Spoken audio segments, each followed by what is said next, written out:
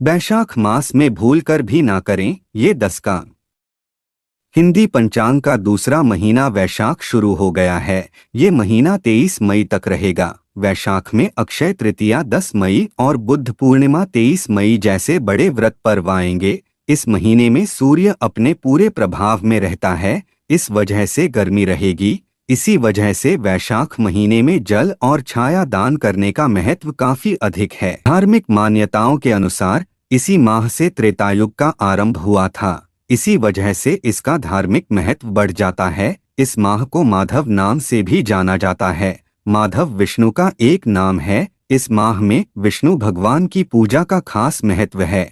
लेकिन उससे पहले अगर आप भी चाहते हैं कि भगवान विष्णु का आशीर्वाद आप पर बना रहे, तो इस वीडियो को एक लाइक करें और कमेंट बॉक्स में जय विष्णु भगवान जरूर लिखें।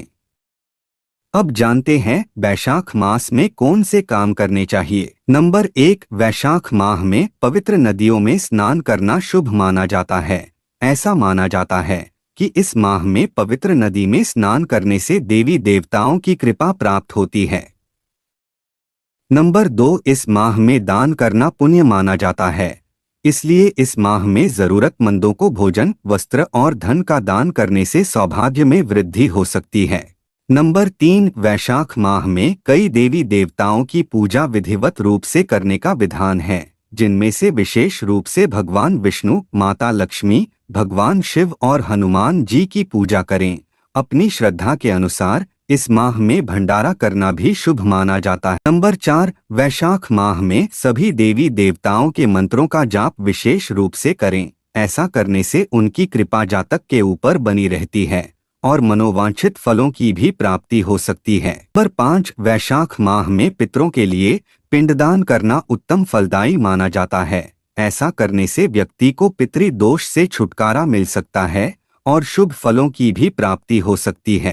नंबर 6, वैशाख मास में जल दान का विशेष महत्व है। देवताओं, पितरों तथा ऋषियों को प्याऊ अत्यंत प्रिय है। जो प्याऊ लगाकर लोगों की प्यास बुझाता है, उस पर ब्रह्मा, विष्णु और शिव आदि देवता प्रसन्न होते हैं। वैशाख मास में जल की इच्छा रखने वाले को जल, छाया चाहने वाले को छाता और पंखे की इच्छा रखने वाले को पंखा देना चाहिए। इसके अलावा इस महीने में जितना हो सके उतना पानी का दान करें। कहीं प्याऊ लगा सकते हैं, प्याऊ लगाना संभव नहीं है तो किसी प्याऊ में मटके का दान करें। ये भी संभव नहीं है तो घर आने वाले लोगों को और अपने आसपास के लोगों ठंडा पानी जरूर दें। नंबर 7, शिवलिंग पर रोज सुबह ठंडा जल चढ़ाएं। ओम नमः शिवाय मंत्र का जप करें। इसके बाद शिवलिंग पर चंदन का लेप करें। नंबर 8, किसी मंदिर में छायादार वृक्ष का पौधा लगाएं और उसकी देखभाल करने का संकल्प लें। नंबर 9, अपने घर में स्थापित बाल गोपाल की प्रतिमा का भी ठंडे जल से अभिषेक करें। विष्णु जी और महालक्ष्मी की भी विशेष पूजा जरूर करें। नंबर 10, किसी जरूरतमंद व्यक्ति को पंखा, खरबूजा, अन्य फल, अन्न आदि का दान करना चाहिए। वैशाख महीने में पूजा और यज्ञ करने के साथ ही एक समय भोजन करना चाहिए। अब बात उन कामों की जिन्हें वैशाख मास में नहीं करना चाहिए। नंबर 1, वैशाख मास में सुबह देर तक सोने से बचना चाहिए। इन दिनों में सूर्योदय जल्दी हो जाता है, ऐसे में जल्दी उठे और उगते सूर्य को जल चढ़ाएं। अच्छे स्वास्थ्य के लिए कुछ देर व्यायाम जरूर करें। उठने में देरी करेंगे तो गर्मी बढ़ जाएगी और व्यायाम करने का मन नहीं होगा। नंबर 2, इस महीने में मांसाहार, शराब और अन्य हर तरह के नशे से दूर रहें। नंबर 3, वैशाख माह में भूमि पर ही शयन करना चाहिए और एक समय ही भोजन करना चाहिए। इससे सभी तरह के रोग और शोक मिट जाते हैं। नंबर 4, वैशाख माह में शरीर पर तेल मालिश नहीं करवानी चाहिए। नंबर 5, गर्मी के दिनों में धूप में बहुत ज्यादा घूमने से बचना चाहिए। अगर धूप में जाना बहुत जरूरी हो तो छाता लेकर जा सकते हैं। नंबर 6, वैशाख मास के देवता भगवान मधुसूदन हैं, यानी कि भगवान कृष्ण माने जाते हैं। इसलिए इस महीने में लहसुन प्याज का त्याग करना चाहिए। तली भुनी चीजें भी नहीं खानी चाहिए। आप चाहें तो इस महीने में बेल खा सकते हैं। नंबर 7, 2 बार से ज्यादा भोजन नहीं करना चाहिए। नंबर 8, सूर्यास्त के बाद खाना नहीं खाना चाहिए। नंबर 9, वैशाख मास में कांस्य के पात्र में भोजन करना, खाट पर सोना, घर में नहाना, निषिद्ध पदार्थ खाना नहीं चाहिए। नंबर 10, खान पान को लेकर लापरवाही न करें। गर्मी के दिनों में उचित मात्रा में पानी जरूर पिएं। खाने में ऐसी चीजें लें जिन्हें पचाना आसान हो। जहां तक संभव हो सके ताजा खाना ही खाएं। बासी खाना खाने से बचें क्योंकि गर्मी की वजह से खाना जल्दी खराब हो जाता है। इन चीजों का वैशाख माह में करें दान। नंबर 1, तिल। ज्योतिष शास्त्र के अनुसार वैशाख के महीने में तिल का दान करना सबसे शुभ माना गया है।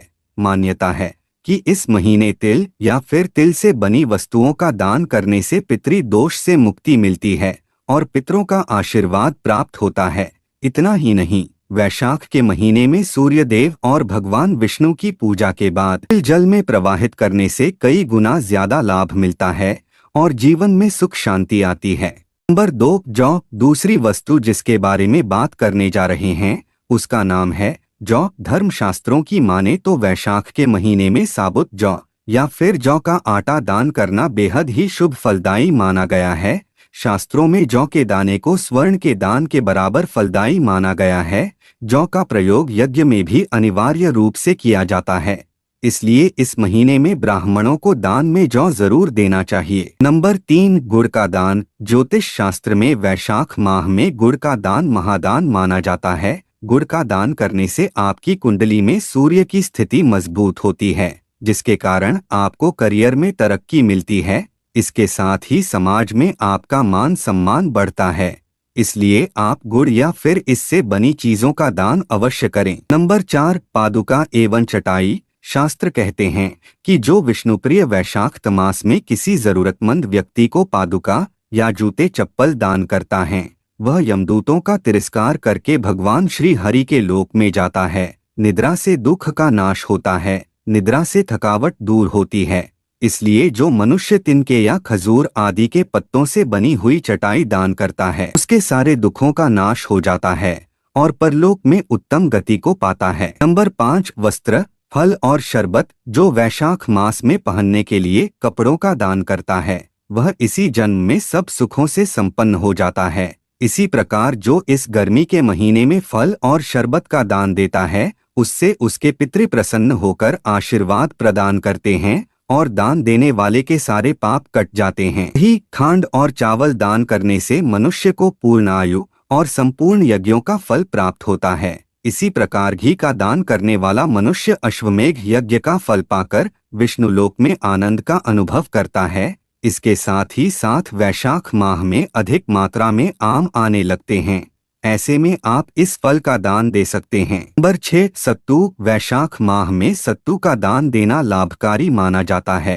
सत्तू का संबंध ग्रहों के राजा सूर्य और गुरुदेव बृहस्पति से है, इसलिए इस माह सत्तू का दान देने से कुंडली में इन दोनों ग्रहों की स्थिति मजबूत होती है। इसलिए अपनी श्रद्धा के अनुसार सत्तू का दान देना चाहिए। यह तमाम जानकारी जनरुचि को ध्यान में रखकर दी जा रही है। ज्योतिष और धर्म के उपाय और सलाहों को अपनी आस्था और विश्वास पर आजमाएं। वीडियो का उद्देश्य मात्र आपको बेहतर सलाह देना है। इस संदर्भ में हम किसी प्रकार का कोई दावा नहीं करते हैं। दोस्तों, वीडियो अच्छी लगी हो तो लाइक जरूर करें। धन्यवाद।